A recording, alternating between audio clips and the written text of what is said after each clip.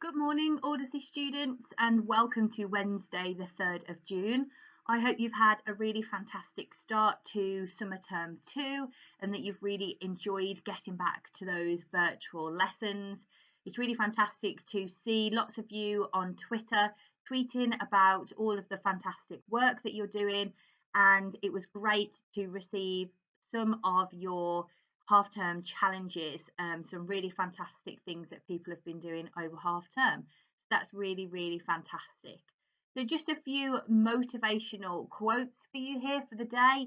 So don't forget to smile. Of course, smiling can make all of us happy, and it can make those around us really happy as well, and can really just give somebody a pick-me-up when they need it. And every accomplishment starts with the decision to try. So don't forget that at that very first moment before you accomplish something and you achieve success, it's all about deciding that you are going to try your absolute hardest. And that is truly happening across our virtual school. So well done to everybody who is accomplishing great things and really trying hard. So we come back to our Action for Happiness Joyful June calendar, and I have circled Wednesday the 3rd of June for you, and today's challenge is to think of 3 things you're grateful for and write them down. I have lots of things that I'm grateful for, and my list could go on and on and on, but at the top of my list at the moment I am really grateful for the fantastic weather and the sunshine that we have had. I can't quite remember a time where we have had such consistently lovely weather, and that has absolutely helped me to be joyful across really April, March, and June, and hopefully it will continue into the summer. I'm also really grateful for such supportive family and friends who have been really incredible over these difficult periods, and when we have been unable to socialise and see them like we usually might. I'm really grateful for all of the virtual quizzes that I've been doing with them every week, and just for their sort of daily pick-me-ups and constant communication. I'm also really grateful for my really joyful 4-year-old son who makes me laugh every single day. He can be frustrating at times, of course, but I'm really grateful that he makes me happy.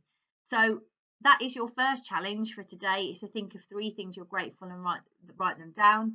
And it's a really good idea to maybe stick it up on your wall or stick it somewhere, or maybe put it on your phone, your screensaver, so it reminds you of those things that you're grateful for, maybe when you're feeling a little down. So yesterday's challenges you can see on the screen. So they were the Action for Happiness: reframe a worry and try to find a positive way to respond. Visit the Think You Know online safety website and choose a topic from the website and make an online safety resource. Thank you for those that tweeted those challenges yesterday. It was really fantastic to see you having a go at some of those, and we hope they were really beneficial to you. So today's challenges, of course, the first one from the Action for Happiness is to think of 3 things you're grateful for. And then the other 2 challenges for today are all about discovering something new and discovering something that maybe we are unable to do live at the moment. So I'd like you to visit a virtual aquarium, and there's a website below for the Sydney Aquarium there, and there's some really fantastic live videos that you can watch, and you can virtually visit that aquarium. It really makes you feel like you're there, and that the picture and the quality of seeing all those underwater specimens are really, really fantastic. So give that a go, maybe during break or lunchtime. And then there are also some activities on the website that you can have a go at. So there's lots of different quizzes that you could do, or fact finds.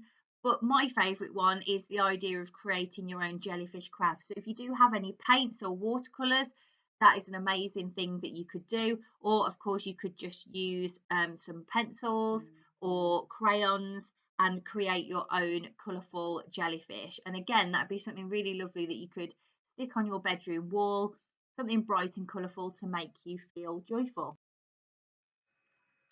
So today's assembly is on the theme of tolerance, and this is a really important theme for everybody to understand. and is really important for everybody to learn the art of tolerance. It's really vital to world peace, and it's vital for us all being able to come together as a community, as one, and move forward towards a really happy and peaceful world. So before we delve into tolerance, it's really important that we understand what tolerance means. So the definition is the ability or willingness to tolerate the existence of opinions or behaviour that one dislikes or disagrees with. And to really sum that up, tolerance is about you not agreeing with something, but you listen and you respect the opinion of others.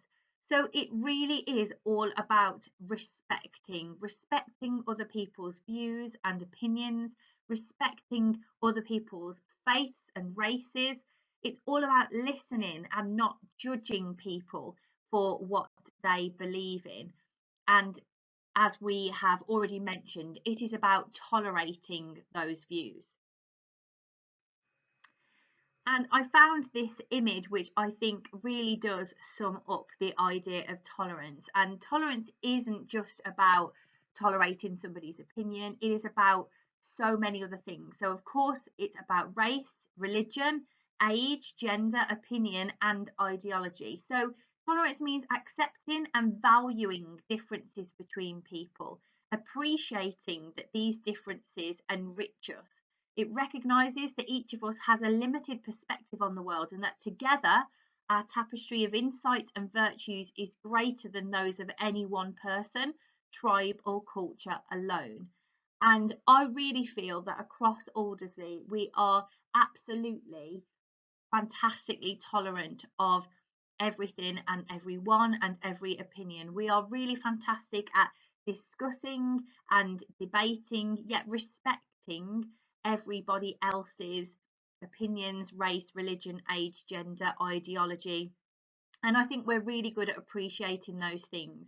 So it is about recognizing everything that we can learn off each other and everything that we can learn about those different faiths and from other people from those differing views. So I'm just going to take you through a few questions now. So the first one is, are you a curious person? So do you find yourself wanting to discover about different things or discover different insights that you maybe haven't looked at before or seen before? Do you like to find out how things work? So does it really interest you to find out how different things are altered or how different things work and come alive?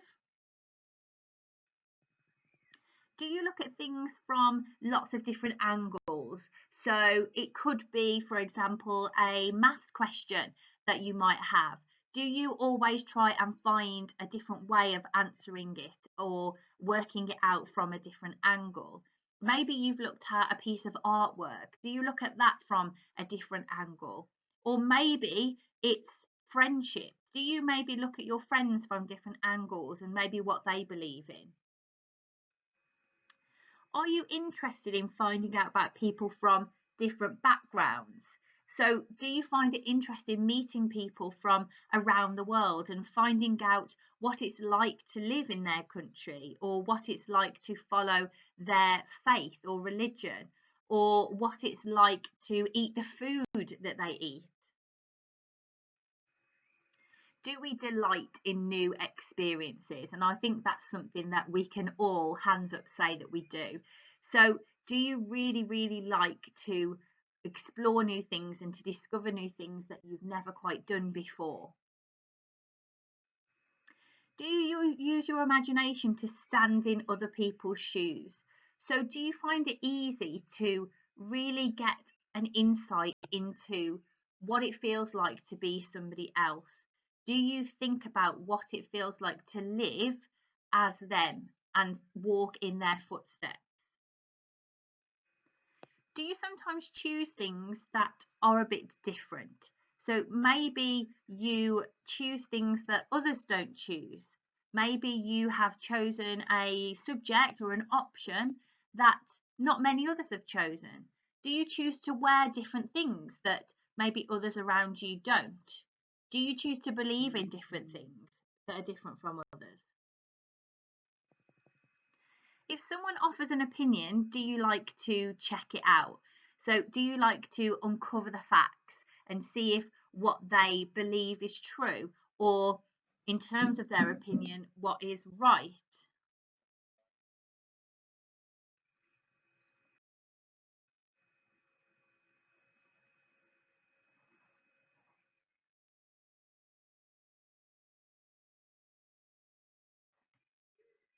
So, if you answered yes to most of those questions, then you already have what we call an open mind, which is really encompasses what tolerance is all about.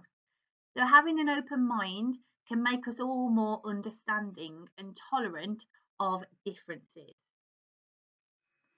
Sometimes it can be really hard to keep an open mind because when we try new things and we meet new people, it can feel really scary and it can be quite easy to make judgments straight away. People and things that are different can maybe seem threatening, as we often feel more comfortable with what is familiar. So it could be that you are starting a new school, for example, or you have started a new school in the past. Maybe you've got a new teacher for one of your lessons. Maybe there are a new friendship group that have come into your class.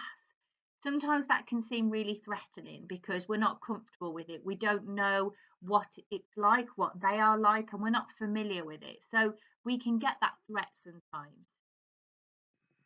It can be easier to get to know someone who is similar to us as we can quickly spot the things we have in common. But by doing that, we are closing our minds and rejecting people and things that are new or different. So we often miss out. Because human beings feel more comfortable with similarities, we often imagine that all the people in a group are the same. And this is an incorrect view and is not a tolerant view. It also makes it simpler for the media too. And that word there, right in the middle, that stereotype, is a really, really important word that doesn't fit with tolerance. In fact, stereotype fits right into being intolerant. And that's all about discriminating people and putting them into the same group and assuming that they have the same characteristics and beliefs and attitudes. And you can just see some of the examples there of how the media can use stereotypes. So Christmas is banned, it offends Muslims. Migrants spark housing crisis. 1,200 killed by mental patients. UK teens worst behaved in Europe. 4 million scrounging families in Britain. These are all stereotypes, and these are all putting certain people and certain faiths and certain ages and genders into the same category, which is wrong. And through that stereotyping, it can lead to a lot of fear and that key word that we don't want to be associated with, intolerance. And as we've said, it's about groups of people getting blamed for problems they are not responsible for. So I want you to have a think about the media at the moment and anything that maybe you've had an experience with. Can you think of a group of people who have been blamed for one thing that might have happened? I want you to have a really, really long and hard think about this and how wrong it is that that group of people have been blamed for one specific incident. Sometimes all the people in a group become tainted by the behaviour of a few. So again, they are stereotyped. And as we said, it's just not fair. So how can we fight intolerance and injustice and become more tolerant? I want you to consider this scenario. A new girl who's just arrived from another country brings lunch from home that is different from everyone else's. The other kids look at her and say, "Yuck, that looks disgusting. I couldn't eat that. That stinks."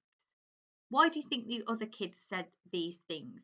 Think about earlier about what we said about it being unfamiliar and leading to some fear because you're unaware of what it might taste like. Do you think that those children are being tolerant? And what would be a more open-minded reaction to that? Do we all have to share the same likes and dislikes? And the beauty of humanity and the beauty of tolerance is that no, we don't have to share the same likes and dislikes, and we shouldn't. We're all original and we're all different, and that's what makes us all so beautiful. So by keeping an open mind, we are keeping curious. We're being anxious to learn. We're looking at things from all different angles. We're learning about different cultures. We're finding out about people from different backgrounds, seeking new experiences, trying things that are a bit different, and checking facts and asking questions. And it's all about respecting and appreciating all of those different views around us. And we must encourage others to do the same. So it's about asking questions, sort of, how do you know? What evidence do you have about that opinion? Could you give me an example? Is it like this in every case? Was it always like that? Why are things different now? Have you thought about it from their point of view? Why do you think this is happening? What is the solution to the problem? If we can all encourage each other to have an open mind, that is when we really come to a tolerant society and a peaceful and happy society. So I hope you enjoyed that assembly on tolerance. Don't forget, you can always do some further research to try and find out more. And there's some fantastic YouTube videos that you can watch that really underpins what tolerance is all about. So just to remind you of the keeping safe and the support emails if you need any support over the next few days. And I hope you all have a really great day. I hope you enjoy all your virtual lessons, and I hope the sun shines and that you all remain joyful today. Thank you.